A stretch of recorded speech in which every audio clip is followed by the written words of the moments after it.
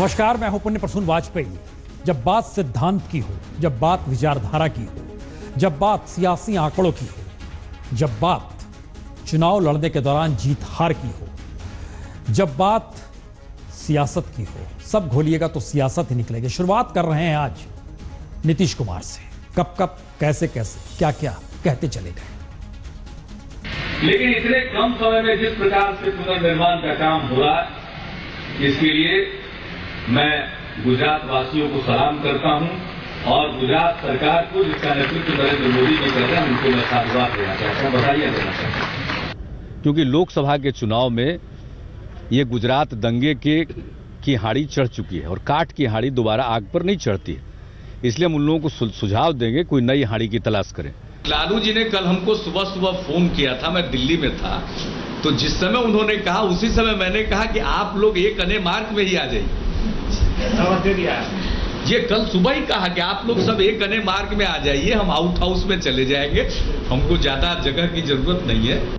यह बात स्पष्ट नहीं हो जाती है। बीजेपी की औकात क्या है आरएसएस के सामने? आरएसएस चीफ ने जब कोई बात कह दी तो वो अंतिम है। अमित शाह जी तो आज हैं, कल नहीं रहेंगे। बिहार चुनाव में हारेंगे, छुट्टी होगी।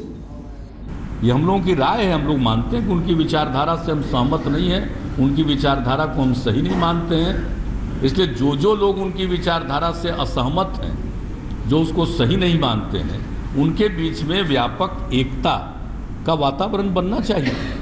दुआ देते हैं जीने की, दवा करते हैं मरने की। दुश्वारी का सबब यही है। जी, ये राजनीतिक मिजाज है। ये कह सकते हैं राजनीति गुरु शब्द बोलेंगे तो आपको लगेगा कटाक्ष है, लेकिन हिंदुस्तान की राजनीति में ऐसे शख्स भी हुए हैं जो कहीं गुरु के जरिए वाकई पूरी राजनीति को एक दिशा भी देते हैं। शुरुआत इसलिए ये जरूरी थी क्योंकि बताना जरूरी था कि गुरु के मतलब अलग अलग भी होते हैं। एक दूसरी स्थिति में हम आपको लिए चलते हैं जब देश में लड़ाई राष्ट्रपति पद के उम्मीदवार को लेकर हो रही है। तो आज मुलाकात कीजिए इस देश के पहले राष्ट्रपति से। आज जब राष्ट्रपति पद के लिए उम्मीदवार रामनाथ कोविंद और मीरा कुमार को लेकर देश की राजनीति बंट गई है, सत्ता और विपक्ष अपने अपने उम्मीदवार की खासियत, उनकी उपलब्धियां, उनकी समाज सेवा की तकरीरें राजनीतिक तौर पर कर रहे हैं कि दलितों का हिमायती कौन बड़ा है, और चर्चा इस रास्ते चल निकली है, तब याद कर लीजिए देश के पहले राष्ट्रपति राजेंद्र प्रसाद को, जो लगातार 12 बरस तक देश के राष्ट्रपति रहे, लेकिन राजनीतिक प्रतिस्पर्धा के बीच अजात शत्रु बने रहे। लोहिया ने नेहरू को निशाने पर लिया, लेकिन राजेंद्र प्रसाद की सादगी देश दुनिया सभी को बताई। उस वक्त राष्ट्रपति का वेतन 10,000 रुपए हुआ करता था, लेकिन राजेंद्र प्रसाद ने हमेशा देश के लिए अपना आधा वेतन दान कर दिया। 1957 के बाद तो सिर्फ 2,500 रुपए ही वेतन के तौर पर लिए। राजेंद्र प्रसाद की सादगी का आलम यह भी रहा कि घर में बेटियों की शादी होती तो प्रथा के मुताबिक उन्हें साड़ी भेंट करनी पड़ती थी, लेकिन देश के पहले राष्ट्रपति को यह मंजूर न था कि साड़ी खरीद कर दी जाए। खुद बुनते थे और वही बुनी हुई खद्दर की साड़ियां ससुराल जाती, बेटियों को उपहार में मिलती।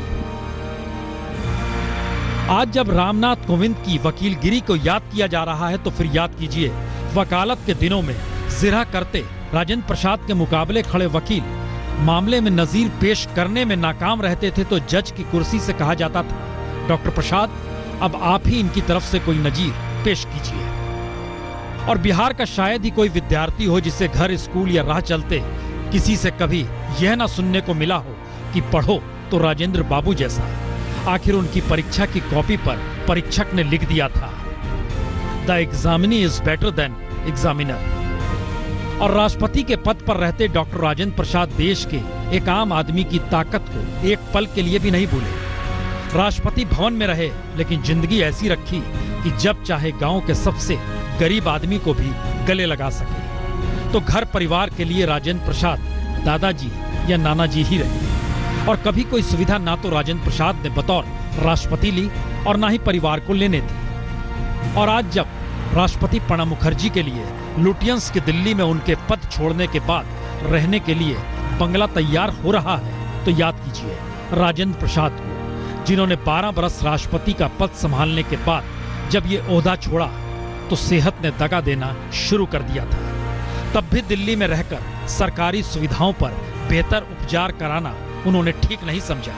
कोई घर मकान भी नहीं लिया और कहा लौट कर वही जाऊंगा जहां से चल कर आया हूं। और आखिरी वक्त तक पटना के सदाकत आश्रम में रहे, गंगा के घाट के एकदम नजदीक। मुश्किल तो है, स्थितियां बदली, वातावरण बदला, परिस्थितियां बदली, राजनीति का मिजाज भी बदल गया, शायद देश भी बदल गया। इसलिए गुरु शब्द राजेंद्र प्रसाद के जरिए वाकई गुरु के तौर पर उस दिशा में अगर देखा जाए तो मौजूदा वक्त में चाहे नीतीश कुमार हो या लालू यादव हो, उनसे पूछिए मौका मिले तो राजेंद्र प्रसाद का नाम आते ही दोनों नमन हो जाएंगे। लेकिन दोनों क्या गुरु हैं मौजूदा वक्त में राजनीति के? नीतीश जी से बात करेंगे कि हम और आप फासिस्ट और कम्युनल ताकतों के खिलाफ मैंडेट लेकर बिहार में महागठबंधन बना करके आए थे, तो इससे गलत मैसेज जाएगा कि भाई लोग आपस में टूट रहे हैं, अलग अलग नज़रिया इनों का है। तो ये बात लोगों के मन में असमंजस है कि क्या हुआ नीतीश जी को और उनकी पार्टी को, और ऐतिहासिक भूल तो लोगों ने किया है उन लोगों ने। तो हम अपील करेंगे, बार बार समझाएंगे उनको। बिहार की बेटी की बात कही जा रही है, तो क्या बिहार की बेटी का चयन हारने के लिए किया गया? अरे बिहार की बेटी का चयन तो जीतने के लिए करना चाहिए था। बिहार की बेटी के प्रति इतना सम्मान था तो इसके पहले 2 बार अवसर था। तो ये बिहार के महागठबंधन का कोई मुद्दा है ही नहीं। यह तो एक पार्टी को निर्णय लेना है, अलग अलग निर्णय पार्टियां लेती है, और मैं नहीं समझता हूं कि इसका राजनीति से कोई लेना देना है। राष्ट्रपति पद का चुनाव पूरी तरह राजनीति के दायरे में आ गया है। दोनों तरफ से दलित उम्मीदवारों के नाम पर अपने अपने तरीके से स्थितियां बताई जा रही है। और इस देश का राजनीतिक मिजाज ऐसे में होता क्या है? राजनीतिक मिजाज के जरिए इस देश को परखने की जरूरत इसलिए क्योंकि राजनीतिक सत्ता के तले ही सारे इंस्टीट्यूशन काम करते हैं। लेकिन ऐसी स्थिति आ जाएगी कि किसानों के आंदोलन को जिक्र करते करते अब हम उन बच्चों को दिखलाएंगे जो अपने पिता की वजह से खुदकुशी कर रहे हैं कि उन्हें तकलीफ ना हो। रिपोर्ट देखिए। मुझे ट्रैक्टर वालों ने बहुत परेशान किया। इरफान शेख ने मुझे धोखा दिया, सब्सिडी के नाम पर ट्रैक्टर देकर फंसा दिया, और मेरे पास किस्त के लिए पैसे नहीं हैं और मुझे सब्सिडी नहीं मिली है। पापा को परेशान कर रखा है इन्होंने, इसीलिए मर रहा हूं। सॉरी, लव यू पापा, मुझे माफ करना, मुझे माफ करना, मैं अपने फर्ज से मुकर गया। Love you mom, love you dear. Sandeep. 9 lakh रुपए उठाने से दूसरी किस्त तो भर दिया हमने, और उसने बार बार परेशान कर रहा था वो इरफान भाई कि भाई मैं आगे क्या जवाब दूं, ऐसा बोल रहा था। तो बोले उसने पायजन ले ली। तो मध्य प्रदेश के बड़वानी में किसान पिता के कर्ज के दर्द को बेटा संदीप झेल नहीं पाया और कीटनाशक खाकर खुदकुशी कर ली। दर्द कहें या त्रासदी, ये सिलसिला किसानों के बच्चों को भी कैसे अपनी गिरफ्त में ले रहा है, ये महाराष्ट्र के उस्मानाबाद में कहीं ज्यादा बड़ी त्रासदी के साथ उभर कर आया। मेरा बाबू का मिलेगा, ए बाबू। उस्मानाबाद के बावी गांव में 9वीं क्लास में पढ़ने वाले नबी लाल अतार ने पढ़ने के लिए जरूरी कॉपी किताब न मिलने के चलते फांसी लगा ली। पिता किसान हैं जो कर्ज में फंसे हुए हैं। पिछले दिनों फडणवीस सरकार ने खाद बीज के लिए 10,000 रुपए की सरकारी मदद देने का ऐलान किया। पिता को आस थी मदद मिलेगी तो खेत में काम शुरू होगा। ऐलान ही रह गया। वहीं 9वीं में पढ़ने वाले बेटे को लगा पढ़ाई के लिए भी तो पैसा चाहिए, पिता से मांगेंगे तो उन्हें और परेशानी होगी। तो बाप के दर्द को कम करने के लिए 14 बरस के बेटे ने फांसी लगाकर जान दे दी। पैसे नाहीत म्हणले ते उद्या परवा दिवशी विमा मिळाल्यावर नाही म्हणलं आताच दे मला। और यूपी के बिजनौर की इस तस्वीर को देखकर कोई क्या कहेगा। यहाँ दिव्यांग किसान सीताराम ने गरीबी और मजबूरी के चलते हल में एक बैल की जगह खुद को जोत दिया। नई सरकार बनने के बाद सीताराम की दिव्यांग पेंशन बंद हो गई है। पेंशन इसलिए बंद हो गई क्योंकि पास में आधार कार्ड नहीं। आधार कार्ड इसलिए नहीं बन पाया क्योंकि सीधे हाथ का अंगूठा कटा हुआ है। कहीं से मदद मिलती नहीं है। मैं कंधे पर जुआ रखूँ और हाथ से खुरपे से नलाता हूँ मैं। अब मुझे कहीं से मदद मिलती नहीं है, हाथ से मैं हूँ लाचार।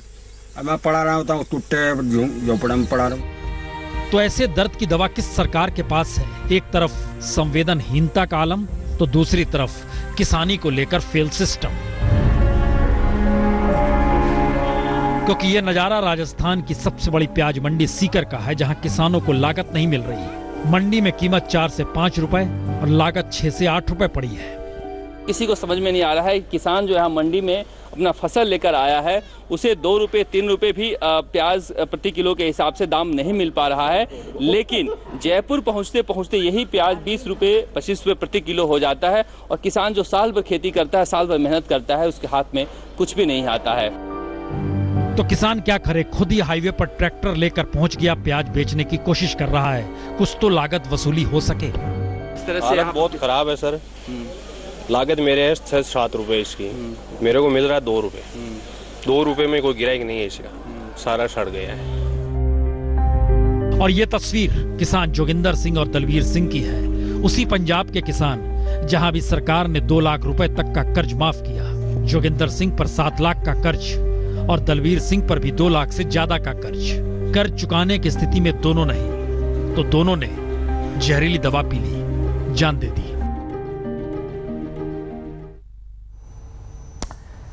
और इस मुश्किल हालात में उत्तर प्रदेश नए मुखिया आए हैं, फैसला लिया, हाईकोर्ट ने पलट दिया।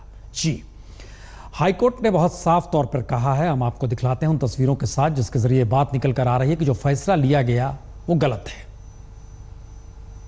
कल कोर्ट ने ये कहा था कि आप वो कागजात दिखाइए कि जो आपने जिस कारण इनको हटाया है। तो आज फाइल ये लोग लेके वहाँ कोर्ट पहुँचे थे और कोर्ट ने उनके कागजात से संतुष्ट नहीं हुई और कोर्ट ने 16 जून के आदेश को, जिसके तहत 6 मेंबरों को हटाया गया था, उसको खारिज कर दिया है। और जाहिर सी बात है, जब वो खारिज हो गए तो हमारे मेंबर बहाल हो गए। योगी सरकार एक तरफ अपने 100 दिन पूरे होने की तैयारियां कर रही हैं, वहीं हाईकोर्ट ने आज सरकार को एक बड़ा झटका दिया। हाईकोर्ट ने शिया वक्फ बोर्ड को एक बार फिर से बहाल कर दिया, जिसे सरकार ने 16 जून को न सिर्फ भंग कर दिया था बल्कि इसके शिया वक्फ बोर्ड के सदस्यों को भी हटा दिया था। आज हाईकोर्ट ने अपने आदेश में कहा है कि इन तमाम लोगों से न तो कोई सफाई ली गई और ना ही उन्हें कोई नोटिस दिया गया। ऐसे में शिया वक्फ बोर्ड, जिसे इस सरकार ने भ्रष्टाचार के आरोप में भंग किया था, एक बार फिर से बहाल हो चुका है। कैमरामैन नीरज कुमार के साथ कुमार अभिषेक, लखनऊ आज तक। बहुतेरे फैसले इलाहाबाद हाईकोर्ट ने पिछली सरकार के भी बदले थे, तो हो सकता है पिछली सरकार के राजनीतिक गुरु कह रहे होंगे आपके तो 100 दिन भी अभी पूरे नहीं हुए हैं और फैसला हाईकोर्ट ने बदल दिया। झटका है, लेकिन जिक्र गुरु से हुआ है तो ऐसे में गुरु का एक मतलब खेल में कोच भी होता है और दूसरी तरफ राजनीति में गुरु भी होता है। घालमेल ना कीजिए, मौजूदा वक्त में क्रिकेट मैच चल रहा है भारत और वेस्ट इंडीज का, जो बरसात के बाद फिर से शुरू हो चला है, लेकिन वहां कोच की जरूरत हो ना हो, एक खेल ऐसा है जहां कोच की जरूरत बहुत होती है। तो बिना कोच फुटबॉल टीम की पहचान होती ही नहीं, जीत हार नहीं होती, खिलाड़ी क्लब से खेलता हो या देश के लिए, और रणनीति का सारा जिम्मा एक शख्स निभाता है और वो होता है टीम का कोच। तो खिलाड़ी कितना भी बड़ा हो, टीम कितनी भी बड़ी चैंपियन हो, उसकी परफॉर्मेंस का जिम्मा और जवाबदेही कोच की ही होती है। और नतीजा चाहे पक्ष में हो या विपक्ष, खिलाड़ी कुछ यूं ही अपने मैनेजर्स का सम्मान भी करते हैं।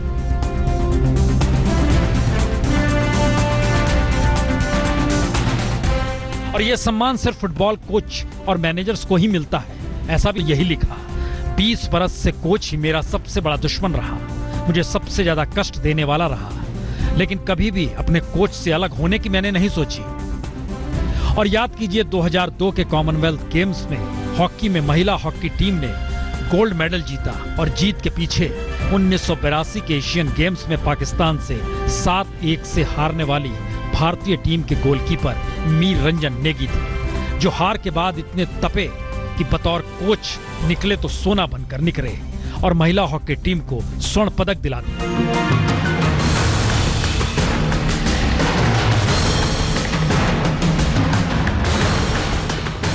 लेकिन कोच की अहमियत न क्रिकेट में है न राजनीति में। अनिल कुंबले कप्तान के आगे